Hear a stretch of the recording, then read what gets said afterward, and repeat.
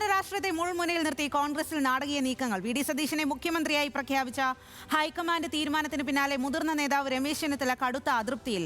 മാധ്യമങ്ങളെ കാണാൻ പോലും തയ്യാറാകാതെ ചെന്നിത്തല തലസ്ഥാനം വിട്ടു. ഗ്രൂപ്പ് രാഷ്ട്രീയത്തിന് അതീതമായി ഹൈക്കമാൻഡ് എടുത്ത തീരുമാനം കോൺഗ്രസിനുള്ളിൽ പുതിയ തർക്കങ്ങൾക്ക് വഴിമരുന്നിടുകയാണ്. ഹരിപ്പാട് വഴി ഗുരുവായൂരിലേക്ക് തിരിച്ച ചെന്നിത്തല നിയമസഭാ കക്ഷി യോഗത്തിൽ പങ്കെടുക്കുന്നില്ല.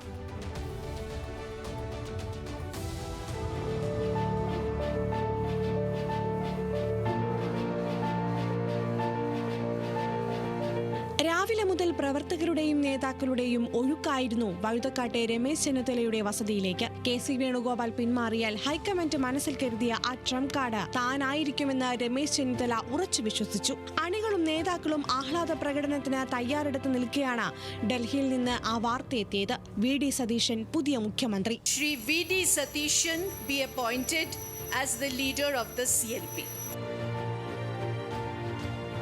എന്തൊക്കെ തിരിച്ചടികളുണ്ടായാലും ബുദ്ധിമുട്ടുകളുണ്ടായാലും ഈ പ്രസ്ഥാനമാണ്, മൂവർണ്ണക്കൊടിയാണ് നമ്മുടെ നെഞ്ചിൽ എന്നുള്ളതാണ് ഞങ്ങളെയൊക്കെ അദ്ദേഹം പഠിപ്പിച്ചിട്ടുള്ളത്.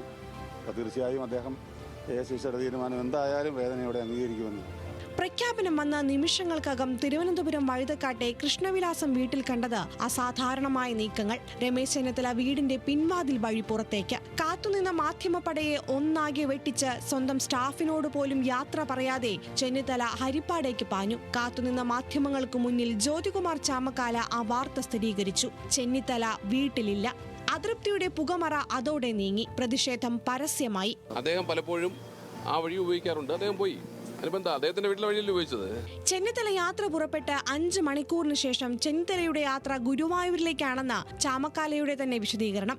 നേരത്തെ പ്ലാൻ ചെയ്ത യാത്രയാണെന്ന് ആർക്കും തൃപ്തികരമാകാത്ത വിശദീകരണം. നാളെ 1-ാം തീയതിയാണ് ഗുരുവായൂർ. എല്ലാ 1-ാം തീയതി ഗുരുവായൂർ ദർശനത്തിന് പോകുന്നതാണ്.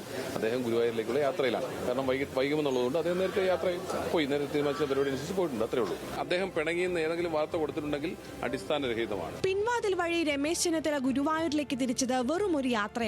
അത് ഹൈക്കമാൻഡിനെതിരെയുള്ള നിശബ്ദമായ യുദ്ധപ്രഖ്യാപനമാണ്. കോൺഗ്രസിൽ ഇനി വരാനിരിക്കുന്നത് പൊട്ടിത്തെറികളുടെ നാളുകളാണെന്നതിന്റെ വ്യക്തമായ സൂചന. സീനിയോറിറ്റി പരിഗണിക്കുമെന്ന രാഹുൽ ഗാന്ധിയുടെ ഉറപ്പ് ലംഘിക്കപ്പെട്ടുവെന്നാണ് ചെന്നിത്തല പക്ഷത്തിന്റെ വികാരം. പ്രതിപക്ഷ നേതാവായും KPCC പ്രസിഡന്റായും പാർട്ടിക്ക് വേണ്ട വിശ്വസ്തയോടെ നിന്ന തനിക്ക് ലഭിച്ച പ്രതിഫലം ഇതാണോ എന്ന ചോദ്യം ഉയർത്തുന്നു. സതീശൻ മന്ത്രിസഭയുമായി സഹകരിക്കില്ലെന്ന കടുത്ത നിലപാടിലാണ് അദ്ദേഹം. ചെന്നിത്തലയുടെ പരസ്യ പ്രതികരണം എന്താകുമെന്നാണ് രാഷ്ട്രീയ കേരളം ഉറ്റുനോക്കുന്നത്. നിയുക്ത MLA-മാരായ ജ്യോതികുമാർ ചാമക്കാല, അൻവർ സാദത്ത്, PJ വിനോദ് എന്നിവർ രാവിലെ മുതൽ രമേശ് ചെന്നിത്തലയുടെ വീട്ടിലുണ്ടായിരുന്നു. ചെന്നിത്തല ക്യാമ്പിൽ അമർഷം പുകയുമ്പോഴും സതീഷിന്റെ വരവിനെ K. മുരളീധരൻ സ്വാഗതം ചെയ്തു.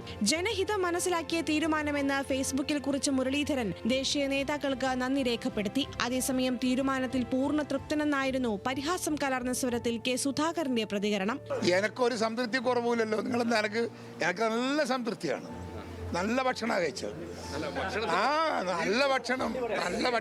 ചെന്നിത്തലയുടെ ഉള്ളിലെ രാഷ്ട്രീയ തീരുമാനങ്ങളുടെ കൊടുങ്കാറ്റിൽ മന്ത്രിസഭാ തീരുമാനമടക്കം പ്രതിസന്ധിയിലാകുമെന്ന ഉറപ്പാണ്. മുറിവേറ്റ സിംഹത്തെ പോലെ ചെന്നിത്തല ഉയർത്തുന്ന വെല്ലുവിളി എങ്ങനെ മറികടക്കാനാകുമെന്നത് തന്നെയാണ് കോൺഗ്രസ് ക്യാമ്പിന്റെ പ്രധാന വെല്ലുവിളി. News desk, news Malayalam.